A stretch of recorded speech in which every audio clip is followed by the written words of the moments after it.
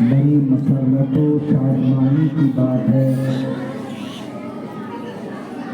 کہ آج مدرسہ شمس العلوم للبنات صالحان ناظر پور میں تکمیل بخاری کا یہ متبرک پروگرام منعقد ہوا ہے۔ جن طالبات نے فضیلت کی تعلیم مکمل کی، آج وہ بخاری شریف کی مشہور و معروف آخری حدیث پڑھ کر تکمیل بخاری سے فارغ ہوتے ہیں۔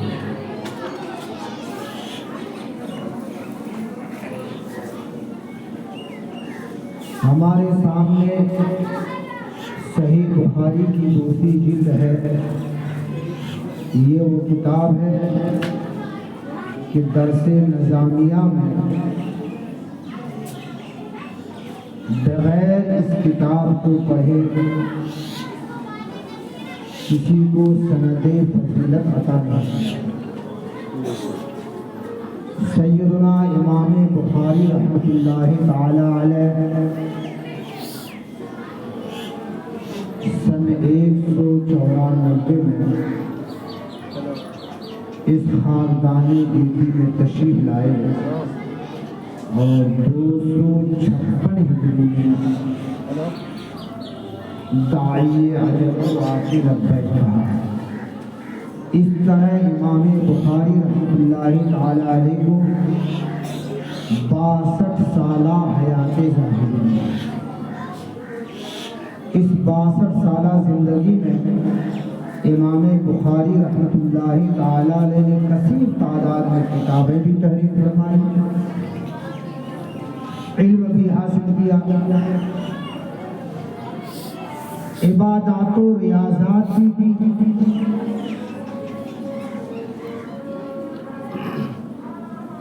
جب آپ کی عمر 16 برس کی ہوئی تو محدثین فرماتے ہیں کہ اس وقت آپ 70,000 حدیثوں کے حافظ ہیں۔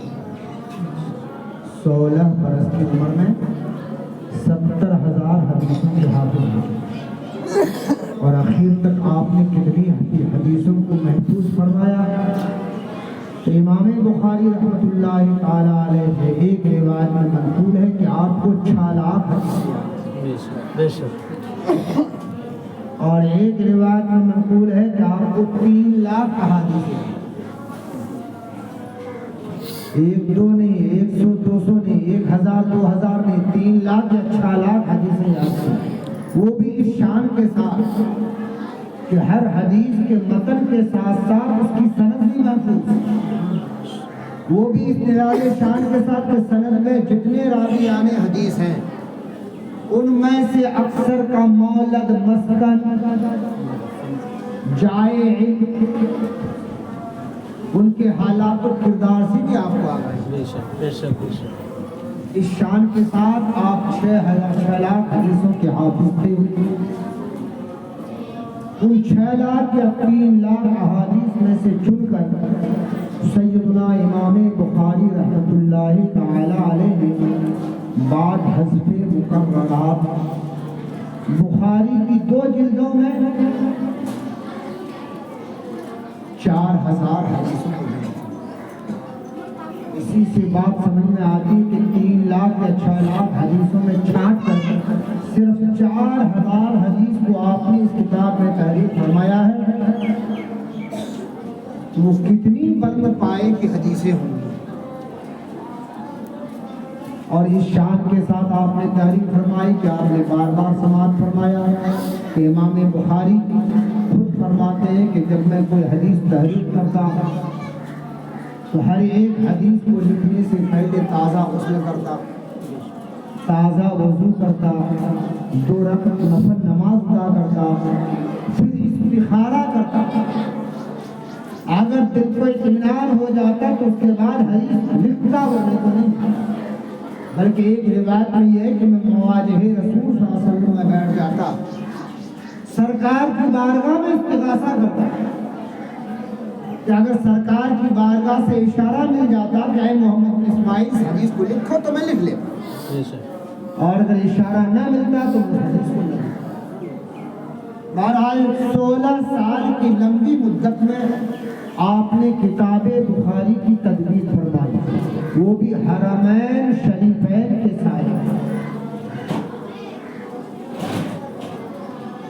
اسی اہتمام کا یہ کمال ہے کہ یہ کتاب بارگاہ خداوندی میں بھی مقبول ہے اور یہ کتاب بارگاہ مصطفیٰ صلی اللہ علیہ وسلم میں بھی مقبول ہے۔ دلیلیں آپ کے سامنے واضح۔ بارگاہ الہی میں صحیح بخاری کی مقبولیت کی واضح دلیل یہ ہے کہ علماء اور محققین نے بیک زبان ارشاد فرمایا کہ اصح الکتب بعد کتاب اللہ الصحیح البخاری، کہ اللہ کی کتاب قرآن پاک کے بعد تمام کتابوں میں صحیح تر کتاب اگر کوئی ہے تو بخاری ہے۔ دنیا میں جتنی کتاب ہے، اس سے معلوم ہوتا کہ رب کی بارگاہ میں یہ کتاب ہے، اور سرکار کی بارگاہ میں اس کتاب کی مقبولیت اس سے واضح ہوتی کہ حضرت ابو زید جو بہت بڑے محدث بھی تھے، آپ خود ارشاد فرماتے کہ میں حرم کعبہ کے سائے میں تھوڑی دیر کے لیے سو گیا، مجھے نیند آ گئی، لیکن قسمت کا ستارہ اوج ثریا کو پہنچا، میرے خواب میں مصطفیٰ جان رحمت صلی اللہ علیہ وسلم تشریف لائے اور آقا نے ارشاد فرمایا ہے ابو زید شافعی کی کتابیں کب تک پڑھتا رہے گا، میری کتاب کیوں نہیں پڑھتا؟ حضرت ابو زید عرض کرتے ہیں کہ میں نے سرکار سے عرض کیا یا رسول اللہ آپ کی کتاب کون سی کتاب ہے؟ میرے مصطفیٰ نے ارشاد فرمایا ہے ابو زید میری کتاب محمد بن اسماعیل کی لکھی ہوئی بخاری شریف۔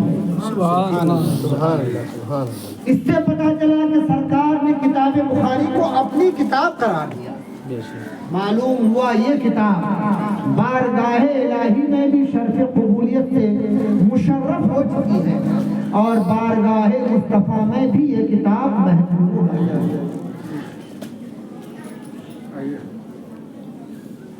سیدنا امام بخاری رحمۃ اللہ تعالی علیہ نے کتاب کا آغاز بابو کیف بدأ الوحی سے کیا اور اختتام اس باب پر کیا ہے بابو قول اللہ ونضع الموازین القسط لیوم القیامہ۔ وقت کم ہے اس لیے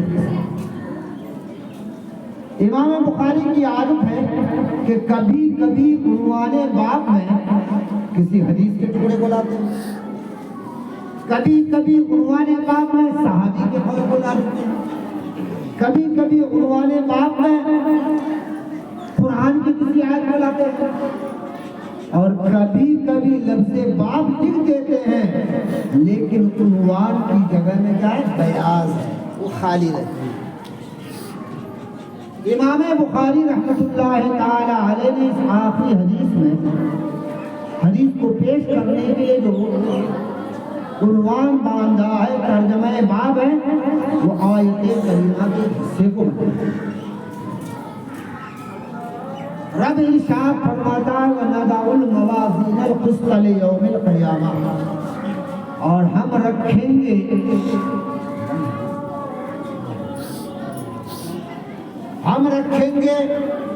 انصاف کی ترازو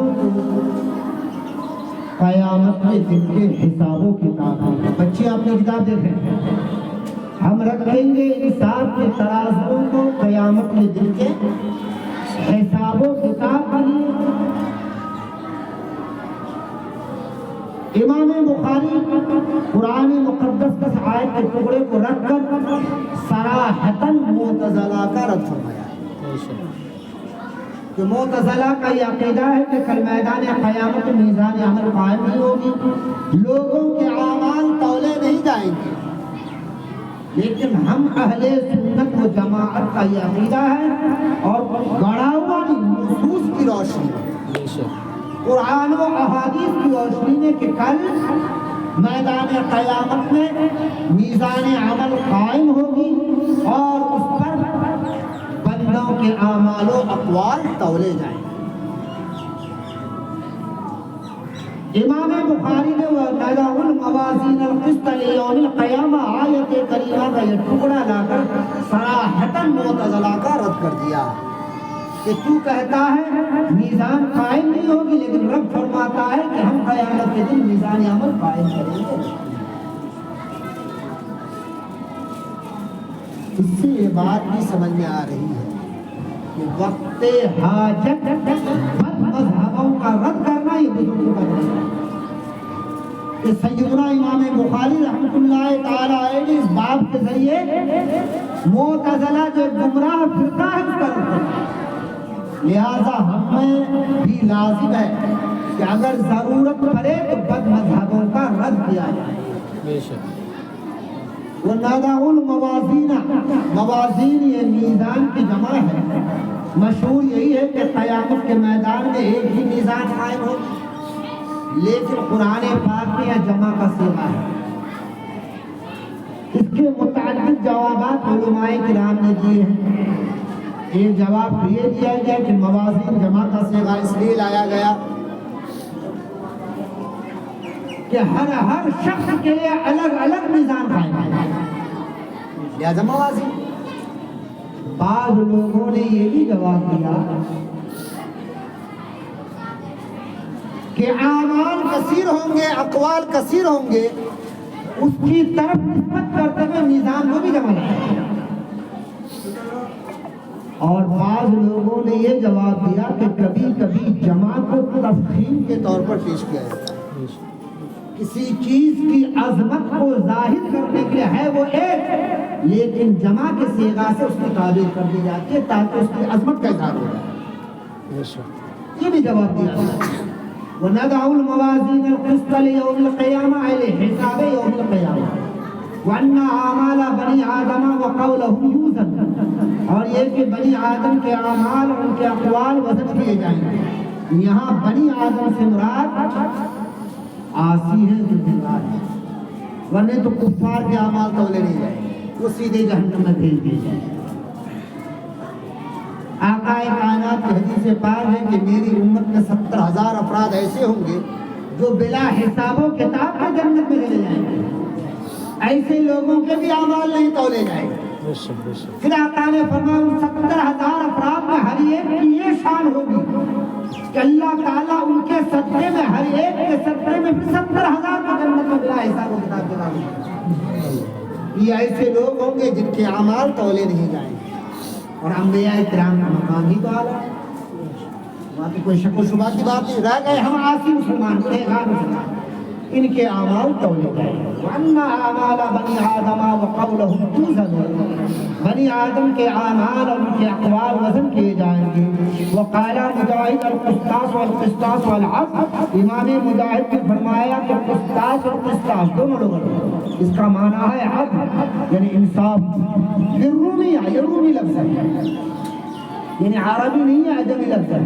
وَيُقَالُ الْقِسْطُ مَصْدَرُ الْمُقْسِطِ، اور کہا جاتا ہے کہ قسط یہ مقسط کا مصدر ہے، حالانکہ مقسط کا مصدر اقساط ہے، قسط نہیں ہے۔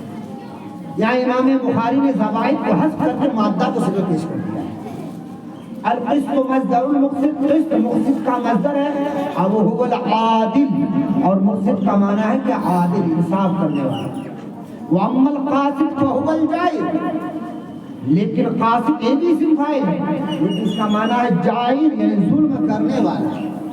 یہ کلام کیا کہتے ہیں، عربی زبان کا اعجاز ہے کہ لفظ ایک ہے لیکن باب بدل جانے سے ترجمہ بدل جاتا ہے۔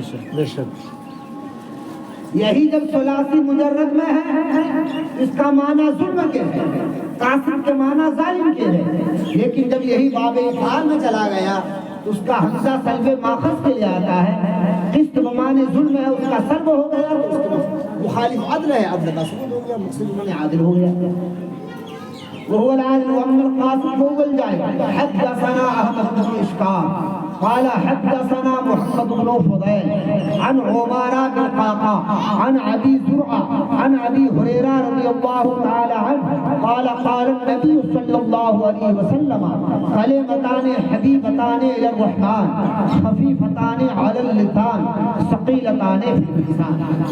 ہم سے حدیث بیان کی احمد بن اشقاق نے، انہوں نے کہا ہم سے حدیث بیان کی محمد بن فضیل نے، انہوں نے روایت کی حضرت عمارہ بن قعقاع سے، انہوں نے روایت کی حضرت ابو زرعہ سے، انہوں نے روایت کی حضرت سیدنا ابو ہریرہ رضی اللہ تعالی عنہ سے، انہوں نے ارشاد فرمایا کہ فرمایا نبی اکرم صلی اللہ تعالی علیہ وسلم کیا فرمایا ہمارے آقا نے کہ کلمتان حبیبتان الی الرحمن، دو کلمے ایسے ہیں جو رب کی بارگاہ میں محبوب ہیں۔ کبھی حبیب بمانے محبوب بھی آیا، رب کی بارگاہ میں یہ دونوں کلمے کیا ہیں؟ محبوب ہیں، پسندیدہ ہیں۔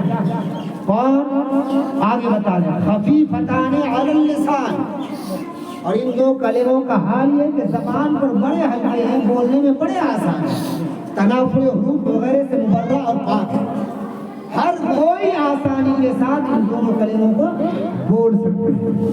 خفیفتان علی اللسان، یہ دونوں کلمے زبان پر ہلکے ہیں، لیکن آقا فرماتے ہیں ثقیلتان فی المیزان، یہ وہ دو کلمے ہیں جو کل میدان قیامت میں میزان قائم ہوگی، جب ان دو کلموں کو میزان عمل کے پلے پر رکھا جائے گا تو یہ دونوں کلمے میزان عمل کے پلے پر بھاری ہو جائیں گے۔ یہ ثقیلتان فی المیزان، اسی سے ارشاد کیا ہے امام بخاری رحمۃ اللہ تعالی علیہ نے اور معتزلہ کا رد کہ اگر میزان قیامت کے دن قائم نہ ہوگی، ترازو نہیں کھڑا کیا جائے گا، تو نبی نے کیسے ارشاد فرمایا ثقیلتان فی المیزان، یہ دونوں کلمے کل قیامت کے میدان میں میزان عمل کے پلے پر بھاری ہوں گے۔ اس سے ثابت ہوتا ہے کہ میدان قیامت میں میزان قائم ہے۔ کون دو کلمے ہیں وہ؟ پڑھیے، سبحان اللہ و بحمدہ، سبحان اللہ العظیم، سبحان اللہ و بحمدہ، سبحان اللہ العظیم، سبحان اللہ و بحمدہ، سبحان اللہ العظیم۔ بے شمار فضائل و مناقب ان دونوں کلموں، جسے پاس میں آیا ہے جو سبحان اللہ و بحمدہ رات و دن میں 100 مرتبہ پڑھے گا، اگر سمندر کی جھاگ کے برابر اس کے گناہ ہو، اللہ تعالیٰ اس کے صدقے میں معاف فرما دے۔ سبحان اللہ۔ یہ فضیلت ان دونوں کلموں کو کیسے ملی کہ گناہ مٹ جائیں گے اور کل میدان قیامت میں میزان عمل پر یہ دونوں کلمے بھاری ہوں گے۔ ذرا غور کیجیے، اللہ تبارک و تعالیٰ کے کچھ صفات ثبوتی ہیں اور کچھ صفات سلبی ہیں۔ کچھ صفتیں ایسی ہیں جس کو رب کے لیے ہم ثابت مانتے ہیں، اور خدا کی کچھ صفتیں ایسی ہیں جس کی ہم نفی کرتے ہیں پروردگار عالم۔ مثلا علم، سمع، بصر، قدرت، حیات، یہ ایسے اوصاف ہیں پروردگار عالم کے جو ثابت ہیں، یہ صفات ثبوتیہ ہیں۔ جہل، ظلم اور اس کے بعد جھوٹ، عیوب، یہ سارے ایسے صفات ہیں جس سے اللہ تبارک و تعالیٰ مبرہ اور بری ہے، یہ صفات سلبیہ ہیں۔ اور سبحان اللہ بحمدہ میں دونوں جمع ہو گئے۔ سبحان اللہ یہ تسبیح ہے اور بحمدہ یہ تحمید ہے۔ تسبیح کا مطلب یہ ہوتا ہے کہ ہم اللہ کی پاکی بیان کرتے تمام عیوب و نقائص سے، کہ بارگاہ الہی کے قریب بھی کسی طرح کا عیب اور کسی طرح کا نقص اور کسی طرح کی کمی پھٹک بھی نہیں سکتی۔ بے شک بے شک، یہ تسبیح چیز کو بتاتی ہے۔ اس کا معنی ہے سبحان اللہ، ہم اللہ کی پاکی بیان کرتے ہیں، اس سے ہر بری بات سے، ہر خراب چیز سے، ہر طرح کی عیب سے اللہ تبارک و تعالیٰ کا پاک ہوگا۔ سبحان اللہ، ہم اللہ تبارک و تعالیٰ کی پاکی بیان کرتے ہیں۔ پاکی بیان کرنا وہ بحمدہ، اللہ تعالیٰ کی حمد کے ساتھ۔ تو سبحان یہ ہے کیا؟ تسبیح، اور حمد کیا؟ یہ تحمید۔ حمد کسے کہتے ہیں؟ محققین ارشاد فرماتے ہیں الثناء علی الجمیل. حمد کیا ہے؟ کسی کی خوبیوں پر اس کی تعریف کرنا، اس کی مدح بیان کرنا. اور جب آپ نے کہہ دیا الحمدللہ میں اللہ کی حمد بیان کرتا ہوں، اس کا مطلب تمام صفات کمال کو آپ رب تبارک و تعالیٰ کے لیے ثابت مان رہے ہیں. تو بحمدہ ہی سے صفات ثبوتیہ کا ثبوت ہے. اور یہی حال سبحان اللہ العظیم کا ہے کہ سبحان اللہ میں کیا ہے؟ تسبیح ہے. اور العظیم میں عظمتوں کا ذکر ہے. اور عظمتیں اسی وقت ثابت ہوں گی جب تمام عیوب و نقائص کو پاک مانا جائے اور تمام صفات کمالیہ کا ان کو جامع. لہذا یہ دونوں کلمے تسبیح اور تقدیس پر مشتمل ہونے کی وجہ سے بڑے عظمتوں بڑی عظمتوں کے حامل ہیں، جس کی بنیاد پر رب کے محبوب نے ارشاد فرمایا کہ کل میدان قیامت میں یہ دونوں کلمے میزان عمل پر بڑے بھاری. پھر پڑھ لیا جائے سبحان اللہ و بحمدہ، سبحان اللہ العظیم، سبحان اللہ و بحمدہ، سبحان اللہ العظیم، سبحان اللہ و بحمدہ، سبحان اللہ العظیم. وآخر دعوانا الحمد للہ رب العالمین.